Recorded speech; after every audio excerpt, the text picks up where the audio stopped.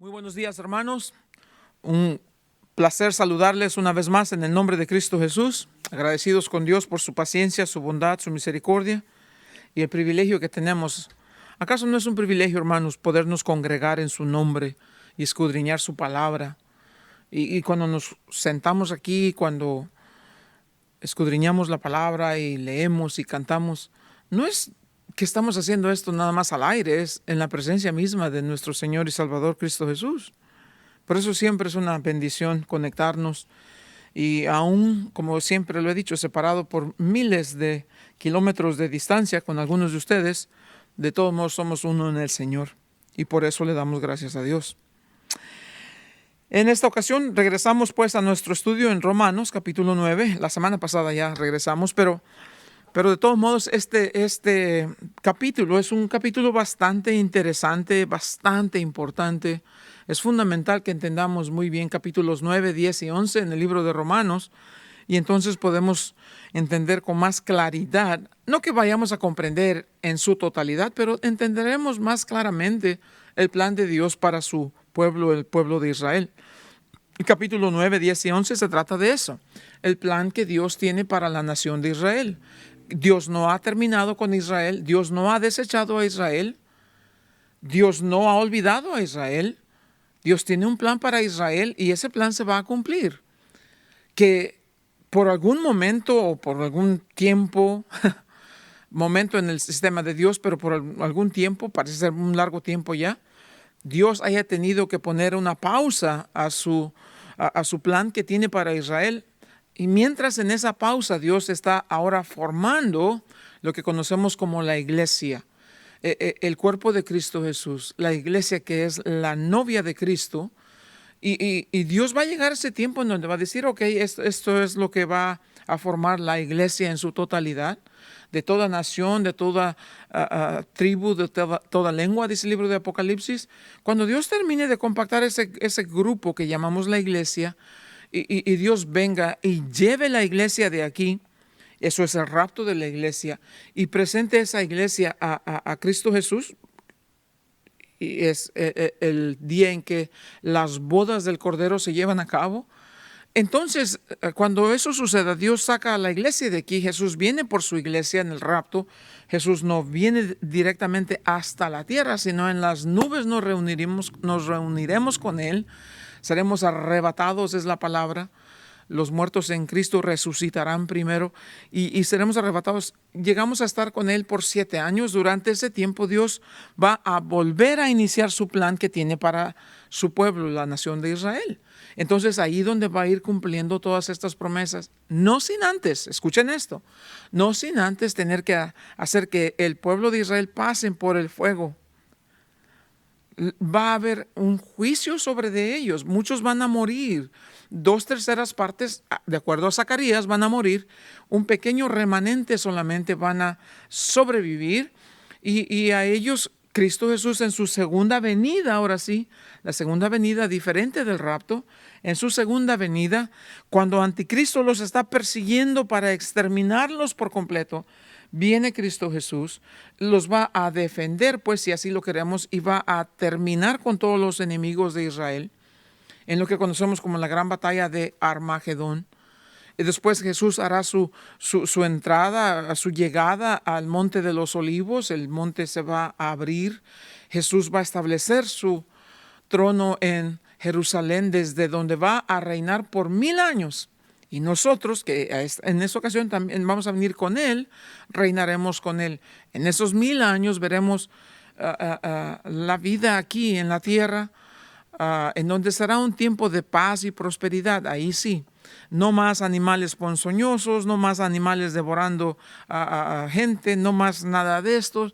Será un reino de paz. Jesús va a reinar y va a tratar enérgicamente con todo tipo de injusticia que se llegará a cometer. Al final de los 1000 años, para eso, al principio de esos 1000 años, Satanás es puesto en prisión, por así decirlo.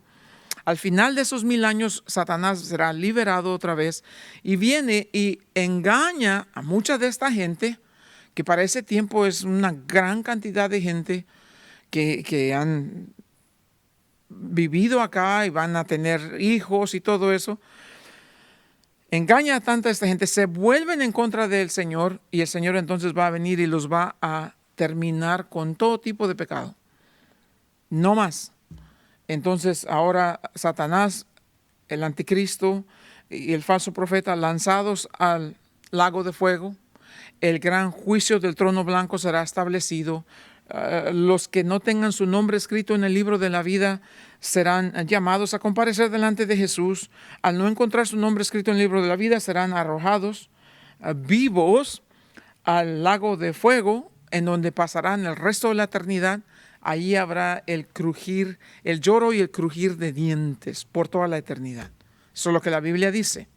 Entonces, Dios no ha terminado con Israel. Dios tiene un plan. Y parte de ese plan es, en estos versos que vamos a leer, en los versos 14 al 16, parte de ese plan es importante para nosotros entender cómo Dios va a tratar con la nación de Israel, que son rebeldes, que son desobedientes, que son necios, duros de cerviz y incircuncisos de corazón. Entonces Dios tendrá que tratar con ellos en base a su misericordia. Ese es el punto que nos va a ocupar hoy, la misericordia de Dios. Padre, en el nombre de Jesús, Señor, te damos gracias por este tiempo que nos reunimos para escudriñar tu palabra. Te rogamos, Dios, que nos hables, que nos enseñes y que nos hagas recordar estas cosas para que vivamos con esa esperanza viva. Que cuando estas cosas sean consumadas, que cuando estas cosas lleguen a su fin, estaremos contigo para siempre, donde no habrá más llanto, más dolor, más muerte, donde nada ni nadie nos separará jamás, nunca más de estar en tu presencia. Hasta ese tiempo, Señor, continúanos enseñando a vivir de manera que tu nombre sea honrado y glorificado. Pues te lo pedimos en Cristo Jesús. Amén. Entonces, hermanos, capítulo 9, la semana pasada hablábamos acerca de cómo Dios en su plan soberano tiene el derecho, porque Él es Dios, de escoger a una nación y a otra nación, a una para un propósito, a otra nación para otro propósito. Dios no es arbitrario. Dios nunca va a ir en contra o va a violar el derecho que nos dio Dios para poder escoger. Dios nos creó, dice Génesis 1, 26, 27, que hemos sido creados a la imagen y semejanza de Dios. Y parte de eso significa que Dios nos creó y nos dio esta capacidad para decidir. Esta capacidad para poder escoger el bien o el mal, la muerte o la vida, lo justo o lo injusto. Tenemos esa capacidad. Y Dios nunca va a violar ese albedrío que Él nos dio. Dios nunca va a violar esa voluntad que Él nos ha otorgado, porque entonces estaría atentando contra su propio carácter. Entonces no va a ser así. La semana pasada hablábamos acerca de estas dos naciones, los israelitas como descendientes de Jacob y los edomitas como descendientes de Esaú.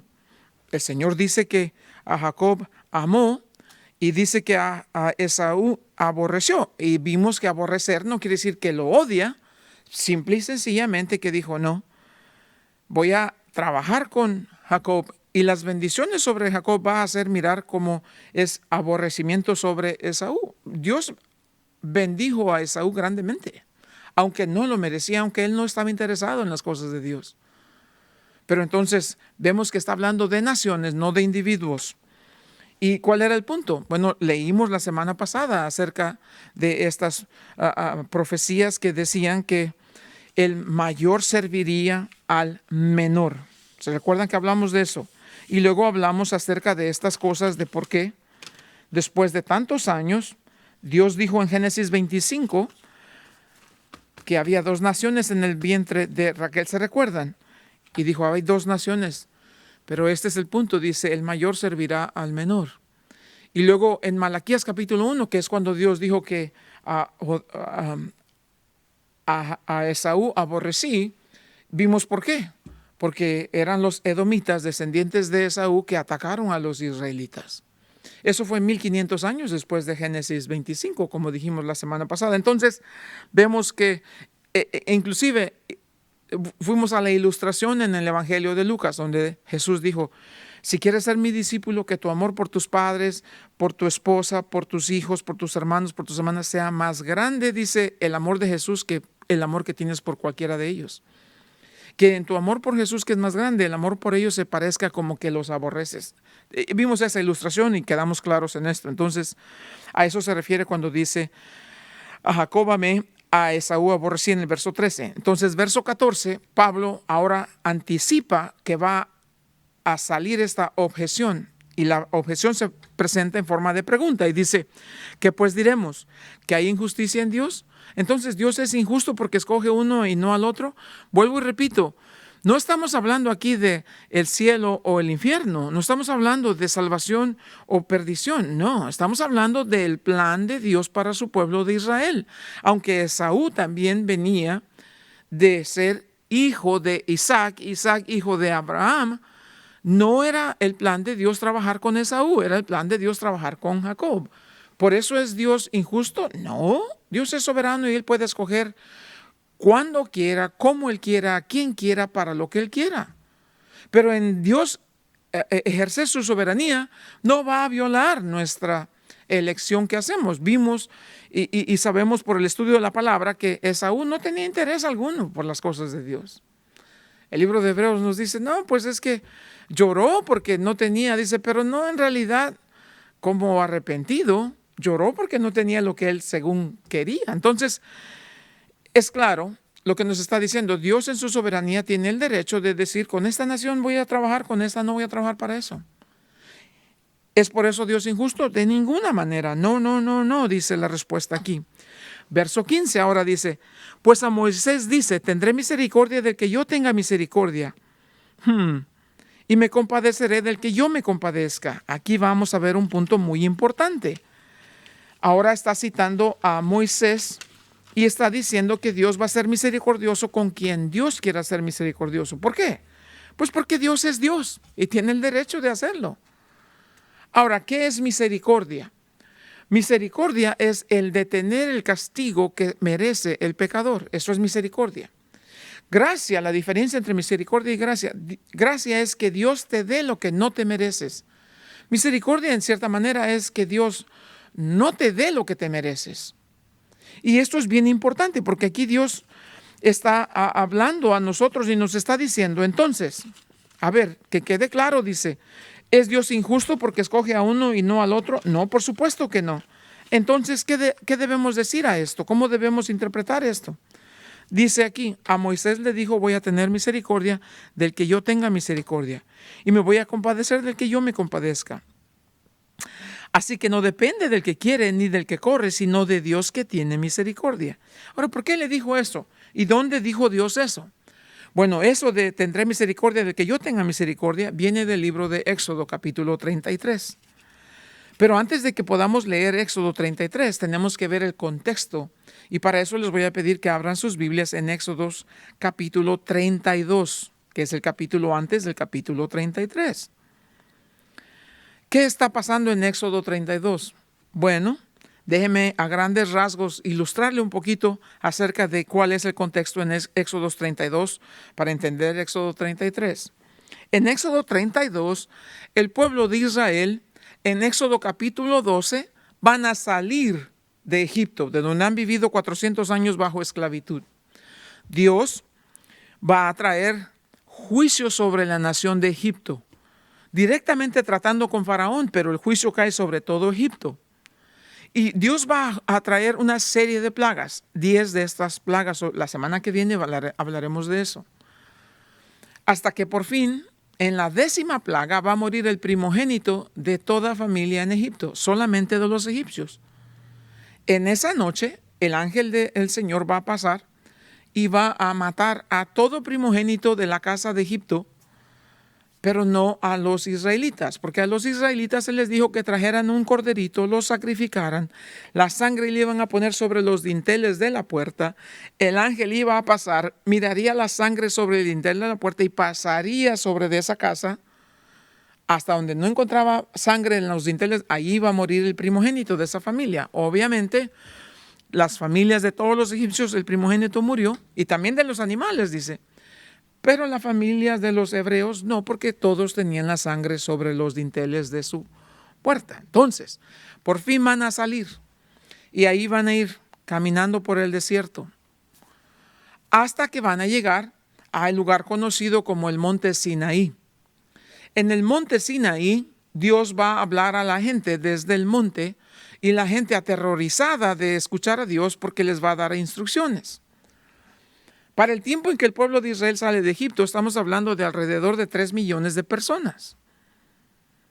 Al mínimo 1,5 millones, pero muy posible 3 millones de personas.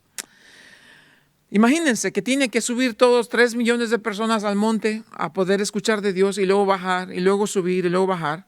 Ellos no están muy convencidos de hacer eso. Lo que dicen es: Moisés, tú eres nuestro líder, sube tú a la montaña y que Dios te hable a ti, y lo que Dios te enseña a ti nos traes a nosotros y nosotros haremos todo lo que Dios diga.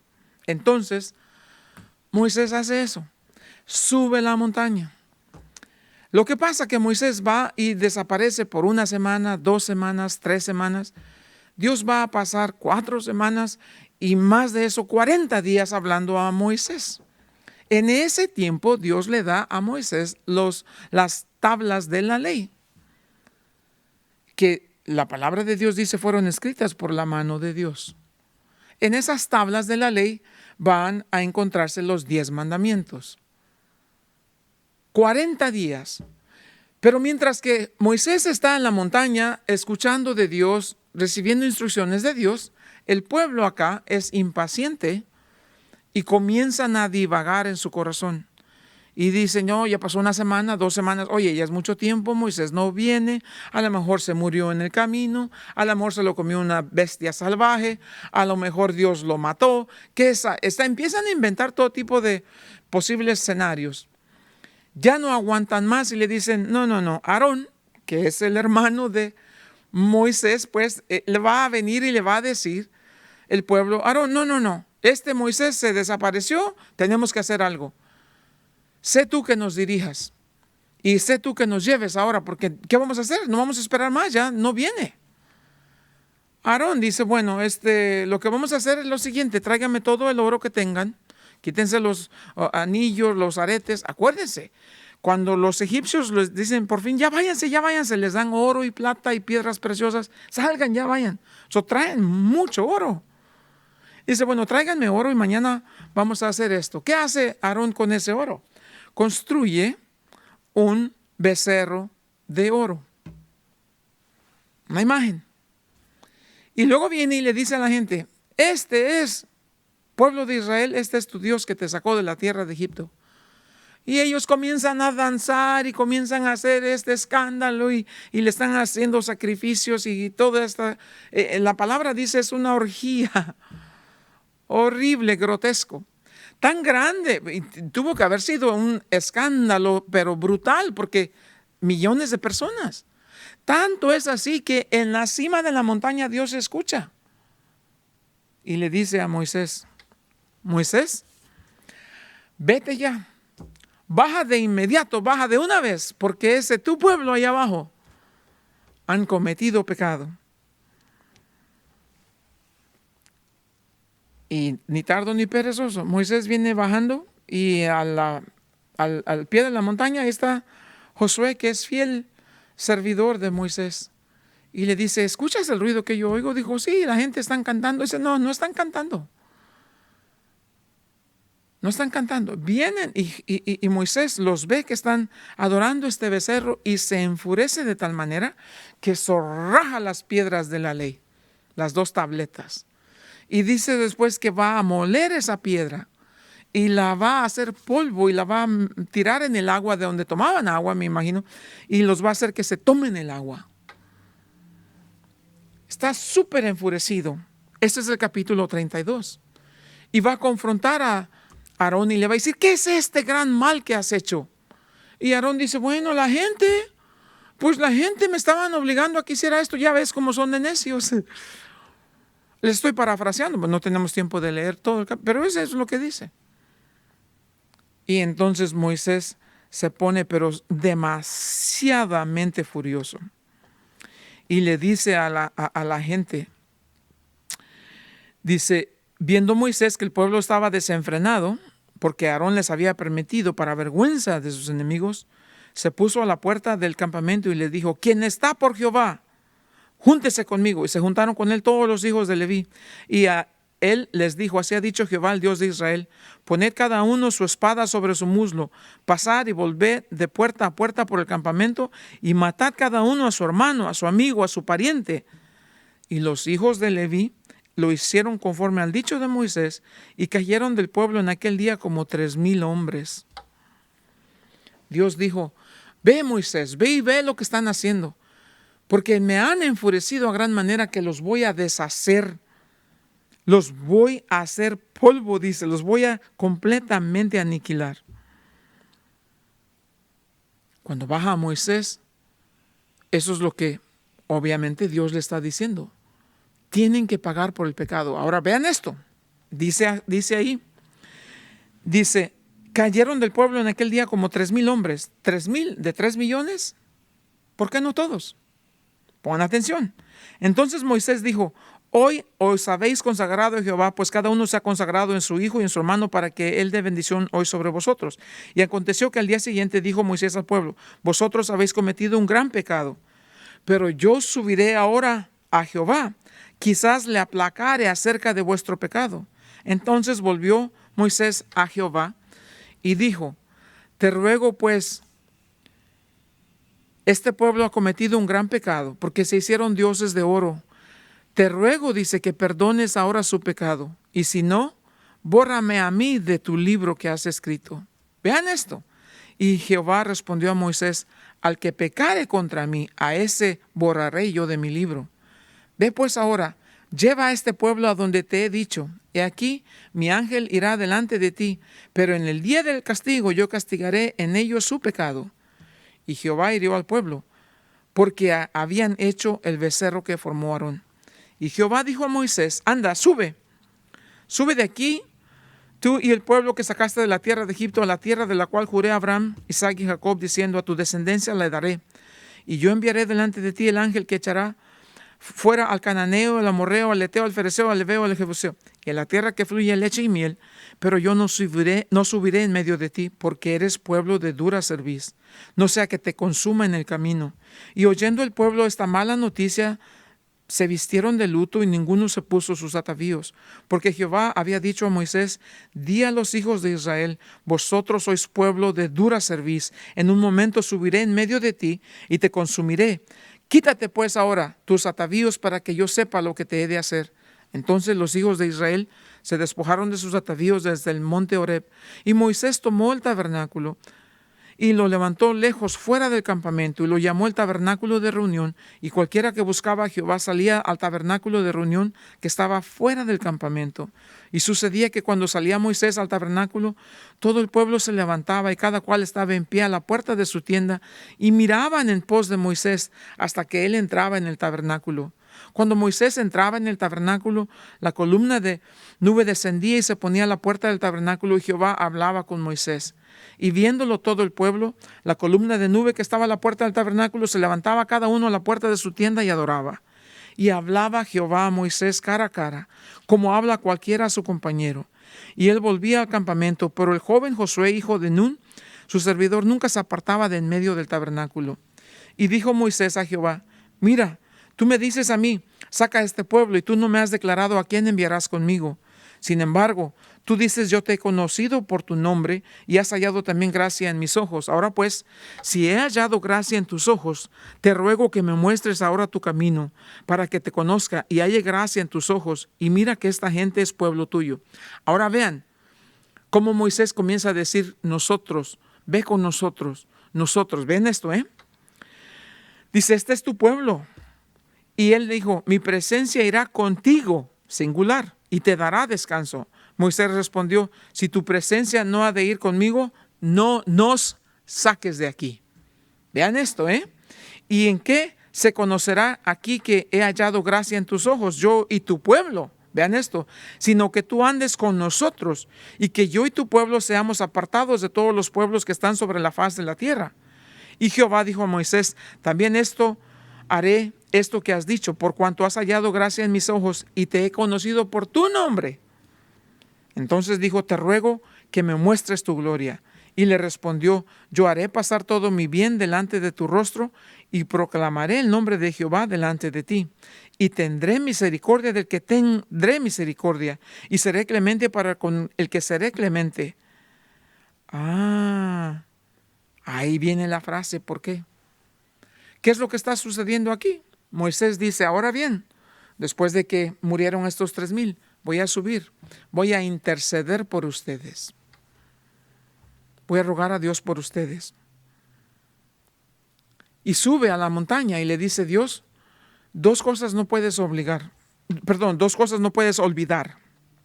Número 1 dice, no puedes dejar a este pueblo así, porque ¿qué van a decir los pueblos paganos de tu carácter? Pone él el carácter de Dios por delante. Pero también dice, ¿y cómo van a saber que has cumplido la promesa que hiciste?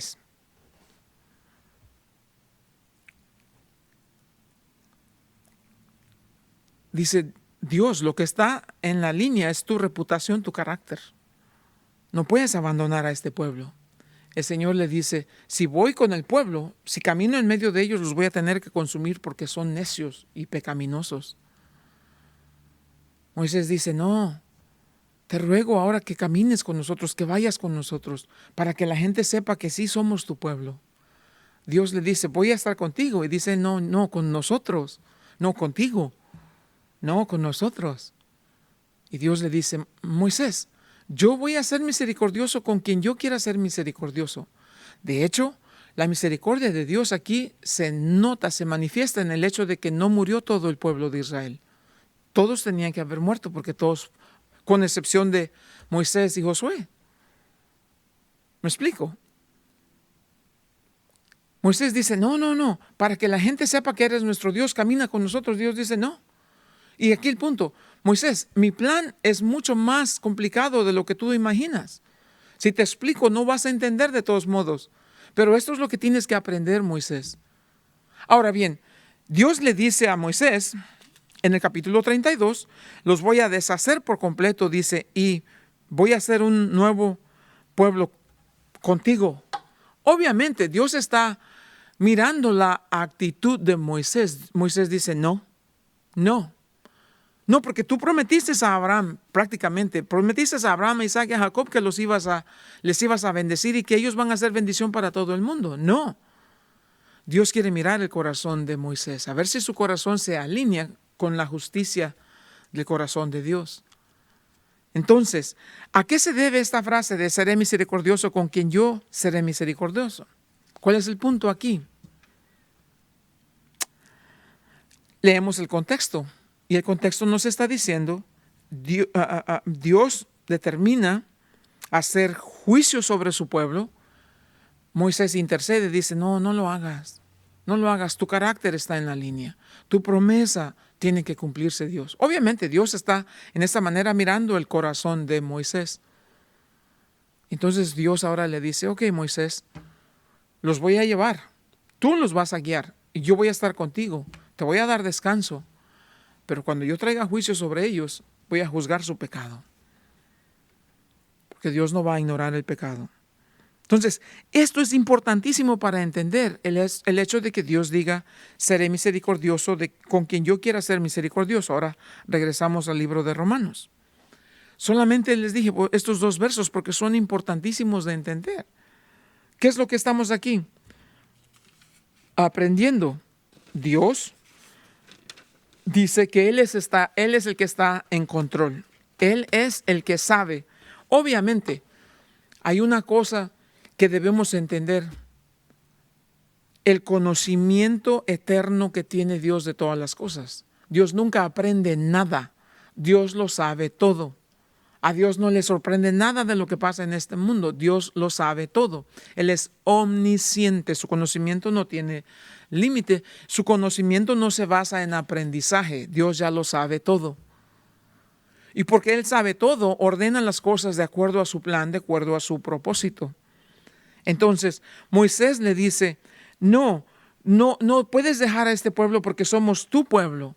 Dios le dice sí, pero aunque sea mi pueblo, si pecan van a tener que pasar por el juicio. Ahora, no estamos hablando aquí de individuos, y no se trata de Dios hizo a uno para condenarlo al infierno y al otro para llevarlo al cielo. No se trata de eso. Dios está diciendo que Dios va a tener, hubo disciplina, murieron 3,000 personas. Dios está diciendo, aunque sean mi pueblo, si pecan tienen que ser disciplinados. Es necesario, como dice después Pedro, que el juicio comience por la casa de Dios. Dios dice, si son mi pueblo, tienen que aprender a caminar conmigo. Y caminar conmigo, dice, quiere decir que van a aprender a caminar alejados del pecado.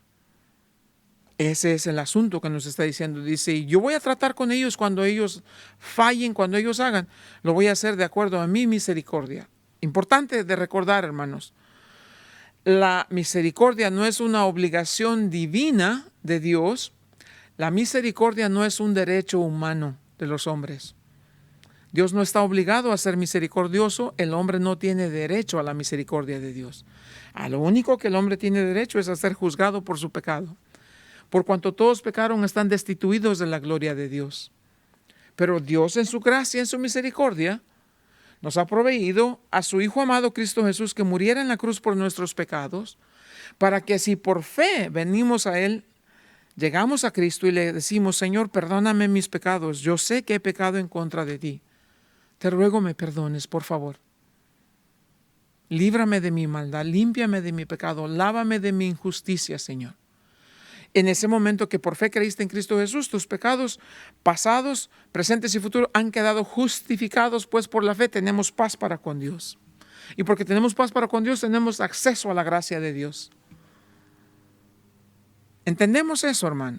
¿Por qué? Porque Dios en su misericordia nos da lo que no merecíamos. ¿Qué es lo que no merecíamos? Salvación y vida eterna en Cristo Jesús. ¿Qué es lo que sí merecíamos? Condenación eterna, separados en el infierno para siempre. ¿Eso quiere decir que Dios tiene que ser misericordioso con todo el mundo? No. Porque Dios nos dio esa capacidad de decir sí o no. El día en que nosotros, haciendo uso de nuestro libre albedrío, de nuestra capacidad para decir sí o no, decimos no a Dios, y dijimos, Dios, no me interesa saber nada de ti, no quiero caminar contigo, no quiero jamás tener nada que ver con Jesús, ni con Dios, ni con la Biblia, ni con nada. Yo quiero vivir mi vida. Dios, aunque le va a quebrar su corazón, Dios te va a decir, anda, adelante, haz con tu vida, que ni siquiera es tuya, pero haz con esa vida que yo te di, dice Dios, destrúyete, pero no culpes a nadie más que a ti mismo. Ninguna persona va a estar en el infierno culpando a nadie. Nadie va a estar ahí y decir, no sé por qué estoy aquí. Todos van a saber exactamente por qué. Porque fue decisión propia. El infierno no fue creado para las personas. El infierno fue creado para Satanás y sus demonios. Pero si una persona se empecina en terminar en el infierno, Dios te va a permitir que vayas allá. Eso es lo que vamos a ver en el siguiente estudio. ¿Por qué? Porque Dios dice, yo voy a ser misericordioso con quien yo quiera ser misericordioso. Y no quiere decir que porque Dios es misericordioso, entonces quiere decir que está obligado a ser misericordioso en el hecho de que otros reniegan, lo rechazan, se burlan de Él. Pero porque Dios es misericordioso, ¿tiene que perdonarles? No. Hay una sola manera de llegar a recibir la misericordia de Dios. No es obras, pero el camino a la misericordia de Dios tiene que pasar obligadamente por el arrepentimiento. Y arrepentimiento en ese sentido quiere decir en que cambies tu forma de pensar acerca de Dios. Entonces arrepentimiento vendría siendo sinónimo de fe. Tiene el camino a la misericordia, tiene que ser el camino de la fe. Sí, ya no creo lo mismo acerca de Jesús, no creo lo mismo acerca de Dios. Sí, puedo decir amén, Dios está en lo correcto porque Él es siempre justo. Lo que Dios dice, esa es la verdad. He cambiado mi manera de pensar y ahora por fe puedo pedir clemencia, misericordia y gracia de Dios para ser perdonado de mis pecados, porque creo en Cristo Jesús. Y dice, y el que a mí viene no lo he hecho fuera. ¿Entendemos eso, hermanos? Es importantísimo entender este punto. Por eso no quiero tocar más que eso, no quiero agregarle, no quiero quitarle nada más, porque es importante que entendamos esto, para poder entender el próximo acerca del endurecimiento del corazón de Faraón, el endurecido corazón de Faraón. Porque estos dos puntos, el hecho de que Dios diga, yo seré misericordioso con quien yo quisiera ser misericordioso, y luego después va a decir que el corazón de Faraón fue endurecido. Y si no lo entendemos correctamente, porque entendemos esto, vamos a decir, ajá, qué chiste entonces. Si Dios le endurece el corazón a alguien para que no crea, ¿cómo es que es la culpa de la persona? En ese caso, el culpable sería Dios. Eso es una muy mala interpretación bíblica. Por eso, ¿qué entendemos de esto? Dios dice, seré misericordioso. Sí, con quien yo sea misericordioso. ¿Por qué? Porque conoce nuestro corazón, porque nos dio la capacidad de decidir, de decirle sí o también de decirle no. Y cuando le decimos sí, tienes razón, tú tienes la verdad, tú eres justo. Sí, Dios, tú eres santo, tú no mientes. Sí, Dios, tú eres siempre justo. Cuando nosotros por fe creemos eso y nos acercamos a Jesús pidiendo perdón, la misericordia de Dios nos va a alcanzar. ¿Entendemos eso? Muy importante que entendamos esto, ¿ok? No tiene que ver con que Dios creó a uno para salvarlo y otro para condenarlo en el infierno. Eso no es lo que está. Aquí estaba hablando de naciones.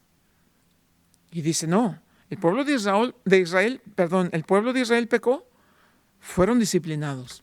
Y más adelante dice el Señor, cuando yo dice haga juicio, voy a hacer juicio sobre ellos por su pecado. Moisés dijo, no, cúlpame a mí, dice Dios, no.